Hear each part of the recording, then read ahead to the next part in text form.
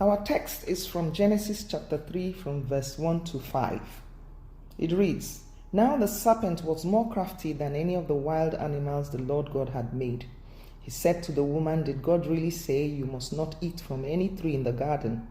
The woman said to the serpent, 'We may eat fruit from the trees in the garden, but God did say you must not eat fruit from the tree that is in the middle of the garden, and you must not touch it, or you will die.'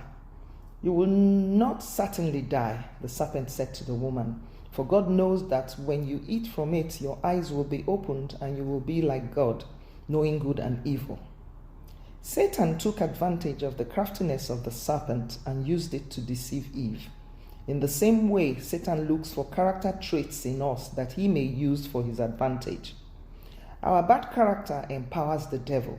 It opens up access for Satan to gain entry and manipulate us to commit sin. The serpent started by attacking the very identity of God by saying to the woman, 'You will not surely die, for God knows that when you eat of it, your eyes will be opened and you will be like God, knowing good and evil.'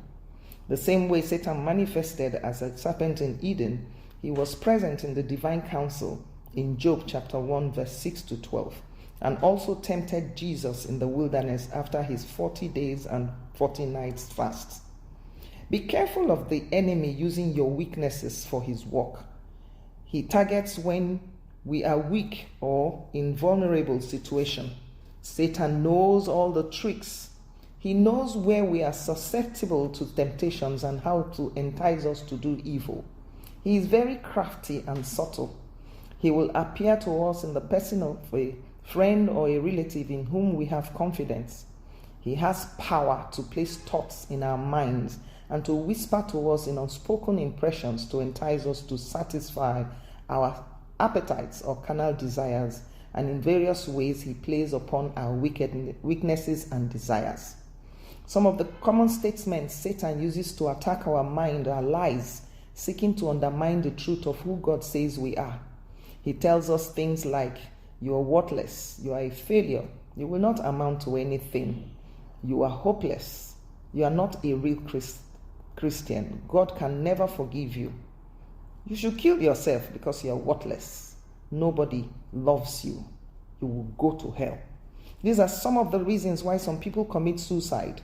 The devil hacks into their mind and fills their already weak mind with thoughts their weak moral and spirit cannot handle. Our best protection against the wiles of the devil is to put on the armor and weapons of our spiritual warfare, as written in Ephesians chapter 6 verse 10 to 18, which says, "Our struggle is not against flesh and blood, but against the rulers, against the authorities, against the powers of this dark world, and against the spiritual forces of evil in the heavenly realms."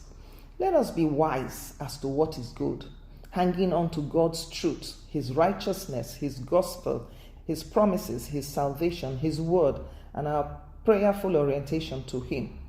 If you are prone to anger, lust, pride, abuse of power, be careful so the enemy does not use you. Many times we blame Satan when in reality the fault lies within us. This is because we yield to his enticements by giving him access through our character. The devil has no authority over any Christian except the authority we grant him by believing and doing his bidding. Let us be wise. I am Pastor Eunice Orji. Shalom.